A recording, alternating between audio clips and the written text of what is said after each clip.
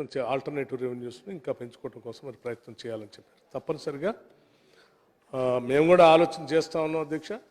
ఇచ్చినటువంటి 6 గ్యారంటీలు కానీ, లేకపోతే రాష్ట్రంలో చేపట్టిన ఇరిగేషన్ ప్రాజెక్టులు కానీ, లేకపోతే ఈ రాష్ట్రంలో మనం అందరూ కల్పిస్తామని చెప్పినటువంటి ఉద్యోగాల గురించి కానీ, ఇతరత్ర అనేక అంశాలన్నింటినీ కూడా పరిగణలో తీసుకొని ఉన్నటువంటి రెవెన్యూసే కాకుండా ఆల్టర్నేటివ్ రెవెన్యూస్ పెంచుకోవటం కోసం, పన్నులు వేయకుండానే ఆల్టర్నేటివ్ రెవెన్యూస్ని పెంచుకోవటం కోసం, ఉన్నటువంటి గ్యాప్స్ ఫిల్ చేయడం కోసం ఈ ప్రభుత్వం సుదీర్ఘంగా ఆలోచన చేస్తాం. తప్పనిసరిగా అవసరమైతే కొద్దిమంది కన్సల్టెంట్స్ని పెట్టుకొనైనా, ఇంటర్నేషనల్లీ రినౌండ్ కన్సల్టెంట్స్ పెట్టుకొనైనా ఈ ఆల్టర్నేటివ్ రెవెన్యూస్ని పెంచుకోవడం కోసం ఆలోచన చేస్తున్నాం అధ్యక్ష. తప్పనిసరిగా మీ సూచనలు వ్యాలిడ్గా తీసుకుంటాం అధ్యక్ష. అట్లాగే వారు ఇంకో సూచన కూడా చేశారు. రాష్ట్ర ముఖ్యమంత్రి గారు మీరు ముఖ్యమంత్రిగానే ఉండాలి, బాగా పాలించాలని. చాలా సంతోషం, వి వెల్కమ్ ఇట్. అట్లాగే మొత్తం వ్యయానికి మీరు తీసుకున్నటువంటి మార్కెట్ బారోయింగ్స్కి, ఓపెన్ మార్కెట్ బారోయింగ్స్ తీసుకున్న తర్వాత కూడా ఇంకా ఫిజికల్ డెఫిసిట్ ఉంది ఏంటి అని అన్నారు అధ్యక్ష. నాకు తెలిసి ఏ ఫిజికల్ డెఫిసిట్ ఏదైతే ఉంటుందో దానికి మార్గం ఒక అప్పు తీసుకోవటమే. అప్పు ద్వారా ఫిల్ చేసుకోవటం తప్ప వేరే మార్గం ఉండదు. రెవెన్యూ ఎక్స్పెండిచర్కి, క్యాపిటల్ ఎక్స్పెండిచర్కి మధ్య ఉన్నటువంటి వ్యత్యాసం ఏదైతే ఉంటుందో దాన్ని, ఆ ఫిజికల్ డెఫిసిట్ని పూడ్చుకోవడం కోసం అప్పుగా తీసుకోవటం. ఓపెన్ మార్కెట్ నుంచి తీసుకునేటువంటి 60,000 కోట్లు తప్ప అదనంగా ఇంకేమి ఫిజికల్ డెఫిసిట్ ఏం లేదు సార్. ఒకసారి దాన్ని వారు ఒకసారి పరిగణలో తీసుకోవాల్సిందిగా నేను కోరుతా ఉన్నాను. అట్లాగే ఇందిరమ్మ ఇళ్లకి సరిపోయేటువంటి నిధులు లేవు. మీరు 3.5 లక్షల మంది 4.5 లక్షల ఇల్లు ఏదో ఇస్తా అని చెప్తా ఉన్నారు. 3,500 లెక్క అని కాదు అధ్యక్ష. అవసరమైతే మేము 5 లక్షల వరకు కూడా ఇల్లు ఇవ్వటానికి సిద్ధంగా ఉన్నాం అధ్యక్ష. ఎందుకంటే అక్కడక్కడ కొద్దిమంది ఆ నియోజకవర్గాల్లో కొంత జనాభా ఎక్కువ ఉండొచ్చు, పేదవాళ్ళు ఎక్కువ ఉండొచ్చు, లేకపోతే మా ప్రతిపక్ష నాయకులు ఎవరైనా 1-2 ఏళ్ళు ఎవరైనా వచ్చి అడిగితే ఇవ్వటానికి కొంత మేము ఎవరికైనా అధ్యక్ష మీకిచ్చినా అది మా రాష్ట్రమే, మన రాష్ట్రమే. సో మేము రాష్ట్రం సమూలంగా అభివృద్ధి చెందాలని కోరుకుంటున్నాం. కేవలం మేము మాత్రమే ప్రాతినిధ్యం వచ్చే నియోజకవర్గాలు అభివృద్ధి చెందాలా, మిగతా వాళ్ళకి వద్దనుకుంటున్నా. తప్పనిసరి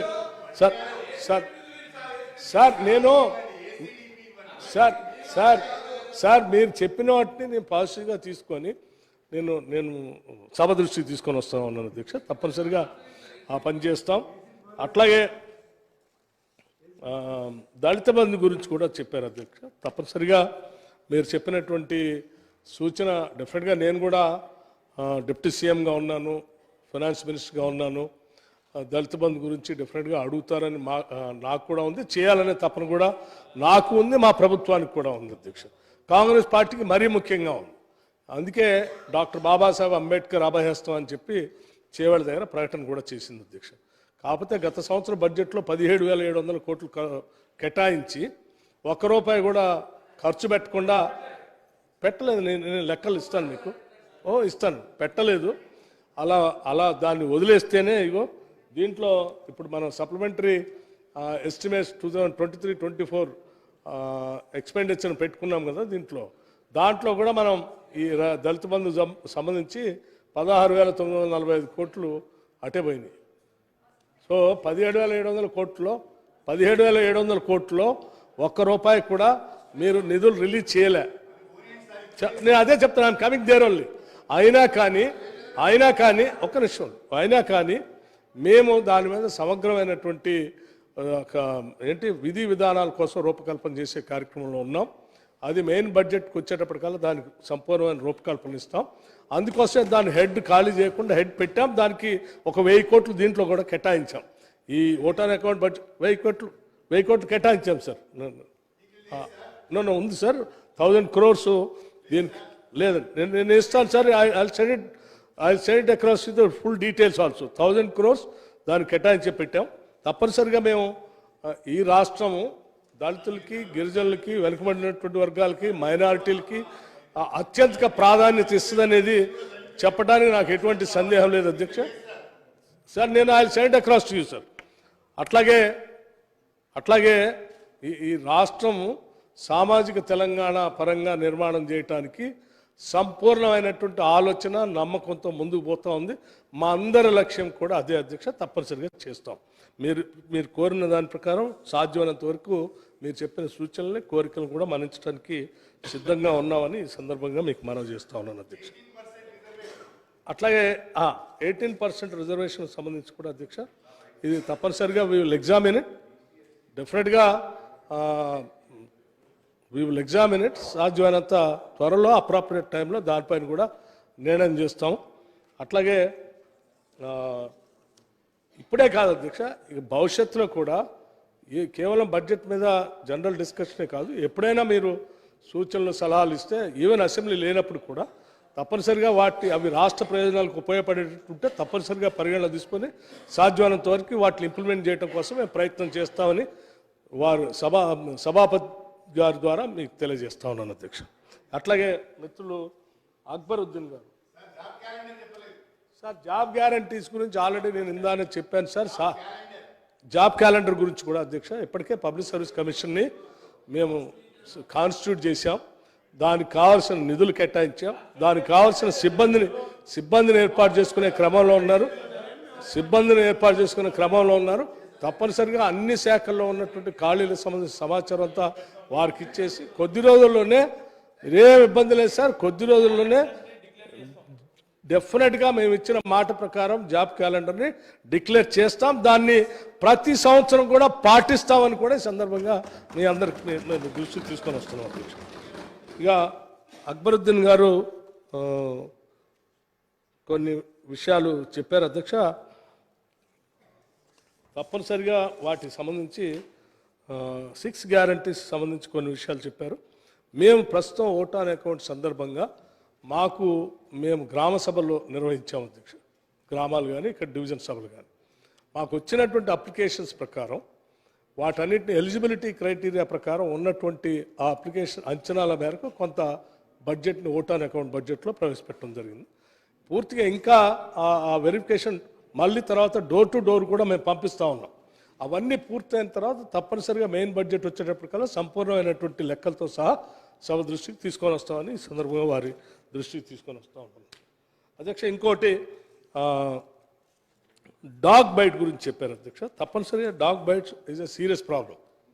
ఇది చాలా చోట్ల మనం పత్రికల్లో కూడా చదువుతూ ఉన్నాం, చిన్నపిల్లల మీద అటాక్ చేస్తూ ఉన్నాయి, పెద్దలు కరుస్తూ ఉన్నాయి. ఇది చాలా సీరియస్ ప్రాబ్లం. డెఫినెట్గా మా ప్రభుత్వం తప్పనిసరిగా డాగ్ బైట్ సంబంధిత వెటర్నరీ డిపార్ట్మెంట్ వాళ్ళందరితో కూడా సీరియస్గా రివ్యూ చేసి సాధ్యమైనంత వరకు వాటిని ఎట్లా కంట్రోల్ చేయాలనేది ఒక యాక్షన్ ప్లాన్ తయారు చేద్దాం. అవసరమైతే ఈ డాగ్ బైట్స్ సంబంధించినటువంటి దాని మీద కొంచెం ఇంట్రెస్ట్ ఉన్నటువంటి శాసనసభ్యులు మిగతా వాళ్ళందరినీ కూడా కూర్చోబెట్టి మాట్లాడి ఒక యాక్షన్ ప్లాన్ తయారు చేద్దామని చెప్తా ఉన్నాను అధ్యక్ష. అట్లాగే మెట్రో రైలు సంబంధించి వారు త్వరితగతిన మా ప్రాంతానికి వచ్చి దీని ఫౌండేషన్ స్టోన్ వేసి చేపిస్తే బాగుంటుందని చెప్పారు అధ్యక్ష. తప్పనిసరిగా నేను గౌరవ ముఖ్యమంత్రి గారితో మాట్లాడి ఎంత త్వరగా వీలైతే అంత త్వరగా సాధ్యమైనంత త్వరలో అక్కడ ఈ ఫౌండేషన్ స్టోన్ వేయటానికి ఆ డేట్ని వాటిని కూడా ప్రకటిస్తాం, మీతో కూడా మాట్లాడతామని చెప్తా ఉన్నాను అధ్యక్ష. అట్లాగే ఈ జ్యుడిషియల్ వర్క్ బోర్డు సంబంధించి జ్యుడిషియల్ పవర్ గురించి కూడా అడిగారు, దాన్ని కూడా లెట్ us ఎగ్జామిన్ ఇట్ అధ్యక్ష. 2 bedroom అలాట్మెంట్ గురించి అడిగారు, నేను కూడా చూశాను అధ్యక్ష. 2 bedroom ఇల్లు కంప్లీట్ అయి ఉండి అక్కడ అంతకుముందు ఉన్నటువంటి గుడిసెలు కానీ లేకపోతే మిగతా వాళ్ళు కూడా ఖాళీ చేపించేసి 2 bedroom కట్టించిన తర్వాత మీకు అలాట్ చేస్తామని చెప్పడం వల్ల 4-5 సంవత్సరాల నుంచి వాళ్ళు పాపం వేరు ప్రాంతాల్లో రెంట్లు కట్టుకోలేక బాధపడుతున్నారు. త్వరితగతిన ఈ 2 bedroom అలాట్మెంట్స్ గురించి ఒక నిర్ణయం తీసుకునే కార్యక్రమం ఉంటుందని కూడా వారి దృష్టి తీసుకుని వస్తూ ఉన్నాను. అట్లాగే all the residential schools renters సంబంధించి క్లియర్ చేయమని అడిగారు. కొన్ని సంవత్సరాలుగా ఈ పెండింగ్ ఉన్నాయి అధ్యక్ష. తప్పనిసరిగా వన్ ఆఫ్టర్ ది అదర్ అంటే క్లీన్ చేసే క్రమంలో ఉన్నాం. ఈ ఫైనాన్స్ డిపార్ట్మెంట్ని పేరుకుపోయినటువంటి ఏంటంటే పాత బకాయిలన్నీ క్లియర్ చేసే కార్యక్రమంలో ఉన్నాం. వన్ ఆఫ్టర్ ది అదర్ స్లోగా చేసుకుంటూ వస్తాను అధ్యక్ష, ఇది కూడా చేస్తాం. ఇంకో ముఖ్యమైన అంశం స్పౌస్ ట్రాన్స్ఫర్ గురించి కూడా చెప్పారు అధ్యక్ష. ఇది కూడా రాష్ట్ర ప్రభుత్వ పరిధిలో ఆలోచనలో ఉంది అధ్యక్ష. ఈ ట్రాన్స్ఫర్స్ ఎప్పుడైతే టేకప్ చేస్తారో అప్పుడు తప్పనిసరిగా ఈ స్పౌస్ ట్రాన్స్ఫర్స్ గురించి కూడా ఎగ్జామిన్ చేస్తామని ఈ సందర్భంగా చెప్తా ఉన్నాను అధ్యక్ష. ఇకపోతే 3 ఫ్లైఓవర్స్ శాంక్షన్ అయి ఉన్నాయి, వాటిని మూడిట్లో కనీసం ఒకటైనా మొదలు పెట్టమని చెప్తున్నారు. కాదు అధ్యక్ష, మేము ఒకటి కాదు 3టిని ప్రారంభోత్సవం చేయాలనేటువంటి ఆలోచనలు ఉన్నాం ఓల్డ్ సిటీలో. ఎందుకంటే అది దాన్ని బాగా బ్యూటిఫై చేసి బాగా డెవలప్ చేయాలనేటువంటి ఆలోచన కూడా మా ముఖ్యమంత్రి గారికి అట్లాగే కాంగ్రెస్ ప్రభుత్వానికి చాలా స్పష్టంగా నమ్మకం అవగాహన కూడా ఉంది కాబట్టి చేయాలనుకున్నాం. అది కూడా దానికి సంబంధించి కూడా త్వరలోనే చెప్తామని చెప్తాను అధ్యక్ష. అట్లాగే ఫైర్ యాక్సిడెంట్ గురించి చెప్పారు. ఆ ఫైర్ యాక్సిడెంట్లో పాపం చనిపోయినటువంటి వాళ్ళకి 5 లక్షల రూపాయలు ఎక్స్గ్రేషియా అనౌన్స్ చేశారు, ఇంతవరకు ఇవ్వలేదని చెప్తున్నారు. తప్పనిసరిగా వెంటనే ఈ యాక్సిడెంట్లో మరణించినటువంటి వాళ్ళకి వాటిని ఎక్స్గ్రేషియాన్ని క్లియర్ చేయించే బాధ్యత తీసుకుంటారని కూడా చేస్తాం, ప్రభుత్వ పరంగా మాటిస్తూ ఉన్నాను అధ్యక్ష. అట్లాగే ధరణి గురించి చెప్పారు అధ్యక్ష. ధరణి అనేది ఓ పెద్ద గుదిబండలాగా రాష్ట్రానికి తయారైంది అధ్యక్ష. దీన్ని సరి చేయకపోతే ఒక ప్రమాదం, సరి చేయకుండా అలాగే ఉంచితే ఇంకో ప్రమాదం. అసలు ఎంత ఈ రెవెన్యూ వ్యవస్థని ఎంత అధ్వానంగా తయారు చేశారంటే దీన్ని మొత్తం ప్రక్షాళన చేసి సరి చేయకపోతే గ్రామాల్లో ఉన్నటువంటి రైతులు మరి ముఖ్యంగా చిన్న సన్న రైతులు అయితే చాలా ఇబ్బంది పడుతూ ఉన్నారు. తప్పనిసరిగా దీన్ని సరిచేయాలనేటువంటి ఆలోచన కాంగ్రెస్ ప్రభుత్వానికి ఉంది అధ్యక్ష. దానికోసమే ఒక కమిటీని కూడా నియమించడం జరిగింది. కమిటీ సుదీర్ఘంగా ఎక్స్పర్ట్స్ చర్చించి వాళ్ళు నిర్ణయం తీసుకొని రాష్ట్ర ప్రభుత్వానికి నివేదిక ఇచ్చిన తర్వాత దాని కార్యక్రమం వెంటనే మొదలు పెడతామని కూడా వారి దృష్టికి తీసుకొని వస్తూ ఉన్నాం అధ్యక్ష. అట్లాగే డ్యూస్ పెండింగ్ గురించి అడిగారు అధ్యక్ష.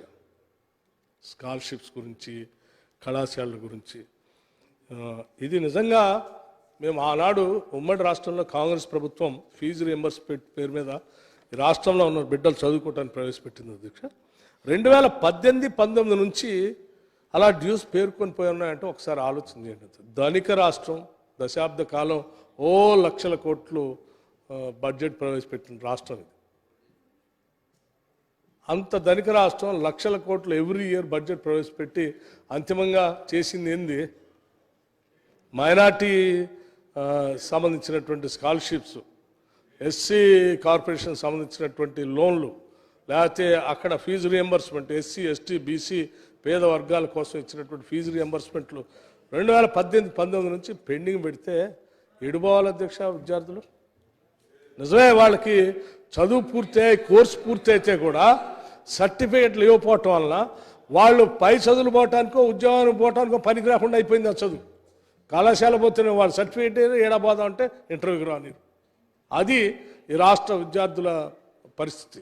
తప్పనిసరిగా నేను ఎంత తొందరగా వీలైతే అంత తొందరగా, అంటే భారం చాలా, అంటే కొన్ని సంవత్సరాలుగా పోగా ఉన్నాయి కాబట్టి ఒకదాని మీద ఒకటి, వాటి ఆ భారాన్ని కొద్దిగా క్లియర్ చేసుకుంటూ రావాల్సి వస్తుంది. కాబట్టి తప్పనిసరిగా సాధ్యమైనంత మేరకు వాటిని క్లియర్ చేసుకుంటూ వస్తాం. కొంత సమయం ఇవ్వవలసిందిగా కూడా నేను అక్బరుద్దీన్ గారికి కోరుతా ఉన్నాను. అట్లాగే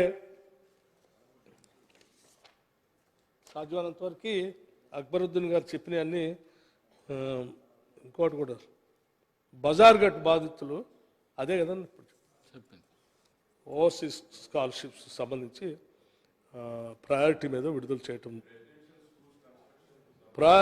ఓవర్సీస్ స్కాలర్షిప్స్ గురించి అడిగారు. ఓవర్సీస్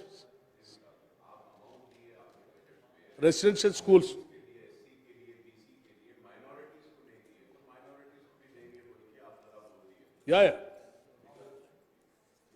రెసిడెన్షియల్ స్కూల్స్ సంబంధించి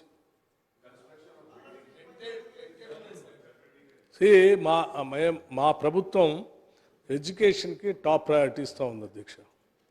అందుకోసమే రెసిడెన్షియల్ స్కూల్స్కి స్టార్ట్ చేసి ఆ కళ్యాణ మండపాల్లో లేకపోతే రకరకాల షెడ్లలో ఒకళ్ళ మీద ఒకళ్ళు ఆడ పడేసి ఆ కుక్కీ పెట్టారు. వాళ్ళందరికీ సాధ్యమైనంత మేరకు రెసిడెన్షియల్ స్కూల్స్కి పక్కా బిల్డింగ్స్ కట్టించి ప్రాపర్గా విద్యాబుద్ధులు నేర్పాలనేది మా అందరి ఆలోచన. అందుకోసమే ఈ సంవత్సరం చాలా బడ్జెట్లో నిధులు కేటాయించాం, ఇంక్లూడింగ్ మైనార్టీస్ ఆల్సో. మైనార్టీ డిపార్ట్మెంట్కి కూడా సాధ్యమైనంత ఎక్కువ స్కూల్స్ కట్టించడం కోసం ఆ ప్రయత్నం అంతా చేస్తాం. దీంట్లో మాకేం తేడాలు ఏం లేవు అధ్యక్ష. అందరూ ఈ రాష్ట్ర బిడ్డలే, అందరూ బాగుండాలనేది మా కోరిక, తప్పనిసరిగా చేస్తాం. అలాగే అధ్యక్ష, ఇక మహేశ్వర్ రెడ్డి గారు, మిత్రుడు మహేశ్వర్ రెడ్డి గారు కొన్ని విషయాలు చెప్పారు. మేము ఫోటో గురించి అడిగితే మీరు ఏదో వ్యంగ్యంగా మాట్లాడినట్టుందని. లేదండి, వ్యంగ్యం ఏం లేదు. తప్పనిసరిగా మేము నిధులు కేంద్రం నుంచి తీసుకొని రావడానికి స్కీమ్స్ నుంచి వస్తూ ఉంటే మాకేం అభ్యంతరం అధ్యక్ష, మాకేం. After all is our prime minister. డెఫినెట్గా మా ఫోటోతో పాటు, రాష్ట్ర ప్రభుత్వ ఫోటోలతో పాటు ప్రైమ్ మినిస్టర్గా ఎవరుంటే ఆ ఇన్స్టిట్యూషన్ గౌరవించడం అనేది మనందరూ బాధ్యత. After all it's a federal spirit. మేము గౌరవిస్తాం. వారి ఫోటో కూడా పెడతాం. ఒక్క నిమిషం, అది కూడా చెప్తాము. ఫోటో పెడతాము, అందులో ఏ ఇబ్బంది లేదు. ఆఫ్టర్ ఆల్ దేశం కేంద్ర రాష్ట్రాల సమాహారం ఇది. అన్ని రాష్ట్రాల నుంచి ప్రజలు కడుతున్నటువంటి పన్నులే ఓదేరు చేరి ఆ పన్నులే డెవల్యూషన్ ద్వారా అందరూ పంచుతారు. అంటే ఏ రాష్ట్రం కట్టినటువంటి పన్నులు ప్రతి రాష్ట్రం యొక్క పన్నులు ఉంటాయి. ఒక్క నిమిషం, ప్రత్యేకంగా కేంద్రం అంటూ కొత్తగా రెవెన్యూ డిసైడ్ చేసి ఇచ్చేది ఏం లేదు, రాష్ట్రాల నుంచి వచ్చేది. డెఫినెట్గా మేము ఏ రకంగా అయితే అక్కడ నుంచి స్కీమ్స్ వచ్చిన తర్వాత వారి ఫోటోలు పెడతామో, ఆ కేంద్రం నుంచి కూడా పెట్టేటువంటి స్కీమ్స్ ఏదైనా ఉంటే ఆయా రాష్ట్రాల ముఖ్యమంత్రుల ఫోటోలు, ప్రభుత్వాల ఫోటోలు కూడా పెడితే ఆ ఫెడరల్ స్పిరిట్ కంటిన్యూ అవుతుందని అన్నాను. దీంట్లో వ్యంగ్యమే ఉంది. దేశం బాగుండాలి, ఫెడరల్ స్పిరిట్ ఉండాలా, డెమోక్రసీ బాగుండాలా, కాన్స్టిట్యూషన్ ప్రకారం పోవాలనే ఉద్దేశం ఏం లేదు సార్. తప్పనిసరిగా అట్లాగే డెవల్యూషన్ కూడా బాగా పన్నులు కట్టేటువంటి రాష్ట్రాలు చాలా జాగ్రత్తగా రూపాయి పోగేసి వ్యాపారం చేసి, లేకపోతే కష్టపడి ఎన్ఆర్ఈఎస్ ద్వారా కూడా పోగేసిన డబ్బులతో కట్టి ఇండైరెక్ట్ ట్యాక్స్ కూడా ఇవన్నీ కట్టి ఎక్కువ రాష్ట్రాలు కడుతున్నాయి. దానికి అనుగుణంగా ఆ నిధులు కూడా రిలీజ్ చేయాలని చెప్పి చాలా రాష్ట్రాలు ఇవాళ కేంద్రం దగ్గర పోయి అడుగుతా ఉన్నాయి. సో నేను మీ ద్వారా ఏం కోరుతా ఉన్నానంటే, మీరు కూడా అన్నారు కేంద్రం నుంచి ఎక్కువ నిధులు తీసుకొని రావాలని. ఎస్, మేము కేంద్రం నుంచి ఎక్కువ నిధులు రావాలని చెప్పి చాలా స్పష్టంగా కొన్ని లేఖలు వారికి రాసాం, మళ్ళీ రాస్తాం, మళ్ళీ వారి అపాయింట్మెంట్ కూడా అడుగుతాం, అందరిని కలుస్తాం, మీ సహాయాన్ని కూడా తీసుకుంటాం. వీలైతే మిమ్మల్ని కూడా రిక్వెస్ట్ చేస్తాం, అపాయింట్మెంట్స్ పెట్టించి ఎక్కువ నిధులు వచ్చేటట్టుగా చూడవలసిందిగా కోరుతా ఉన్నాం. సాధ్యమైనంత వరకు వాటన్నిటిని పరిగణలో తీసుకొని చేద్దామని చెప్తా ఉన్నాను అధ్యక్ష. అట్లాగే మీరు ఇంకా ఏమన్నా సూచనలు ఉంటే కూడా వాటిని తీసుకొని స్వాగతిస్తా ఉన్నాను అధ్యక్ష. ఎందుకంటే మీరు కూడా చెప్పే రాష్ట్ర ప్రయోజనాల గురించి చెప్తా ఉన్నారు కాబట్టి వాటన్నిటిని చేయడానికి సిద్ధంగా ఉన్నాం. ఇక మా మిత్రులు కోనేని సాంబశివరావు గారు, నిజమే వారు నిన్ను చెప్పినటువంటి కొన్ని విషయాలు నేను నిన్న ఉండకపోవటం వల్ల కొంత మిస్ అయ్యాను. హైదరాబాద్ నగరంలో భూ కబ్జాలు, భూదాన్, దేవాదాయ భూములు, వక్ఫ్ సంబంధించినటువంటి ల్యాండ్ సింగ్కి సంబంధించిన యథేచ్ఛంగా ఉల్లంఘిస్తున్నారు. వీటిపై చర్య తీసుకొని ప్రభుత్వం ఆదాయం పెంచుకోవాలి, వనరులు పెంచుకోవాలనేది ప్రధానంగా వారు చెప్పారు. ఎందుకంటే అనౌన్స్ చేసిన 6 గ్యారంటీస్ కానీ లేకపోతే ఇతర వెల్ఫేర్ స్కీమ్స్ కానీ అత్యంత పేదవాడు, చిన్నవాడు, కడ స్థాయిలో ఉన్నటువంటి వాడికి కూడా ఈ బడ్జెట్ ద్వారా ఫలితాలు వాడికి అందాలని చెప్పారు. తప్పనిసరిగా స్వాగతిస్తూ ఉన్నాం. మీరు డెఫినెట్గా మీది ప్రోగ్రెసివ్ పార్టీ కాబట్టి ఆ ఎలిమెంట్తో ఆలోచన చేస్తూ ఉన్నాం. మీ ఆలోచనలన్నింటినీ పరిగణన తీసుకొని సాధ్యమైనంత వరకు పేదవాడికి సైతం అందటం కోసం ఉండటం కోసం మేము ఆ మార్టిన్ లూథర్ కింగ్ జూనియర్ వారి కొటేషన్ కానీ లేకపోతే బాబాసాహెబ్ అంబేద్కర్ గారి కొటేషన్ కానీ మహాత్మా గాంధీ గారి స్ఫూర్తి కానీ ఇవన్నీ మెన్షన్ చేసింది. తప్పనిసరిగా సాంబశివరావు గారు చెప్పినట్టుగా దాని పరిగణలో తీసుకుంటాం. అట్లాగే ఇంకా కొన్ని సూచనలు చేశారు. 1 సంవత్సర కాలం వదిలేయండి, వాళ్ళని పాలన అందించండి అని ప్రతిపక్షాలు కూడా మంచి సూచన చేశారు. మాకు కూడా దాన్ని ఆల్టర్నేటివ్ రెవెన్యూస్ ఎట్లా పెంచాలో, ఎట్లా పెంచుకోవటం కోసం అవకాశాలు ఉన్నాయి చూడమని చెప్పారు. ఈ రెండింటినీ పరిగణలో తీసుకొని మీరు కూడా ఎన్నికల సందర్భంగా మేము ఇచ్చిన గ్యారంటీల్ని మీరు కూడా ప్రచారం చేశారు కాబట్టి డెఫినెట్గా ప్రజలు మాతో పాటు మిమ్మల్ని కూడా అడుగుతూ ఉంటారు. వాటిని సాధ్యమైనంత వరకు మనం అందరం కలిసి సమిష్టిగా అమలు చేయడం కోసం ప్రయత్నం చేద్దామని చెప్పి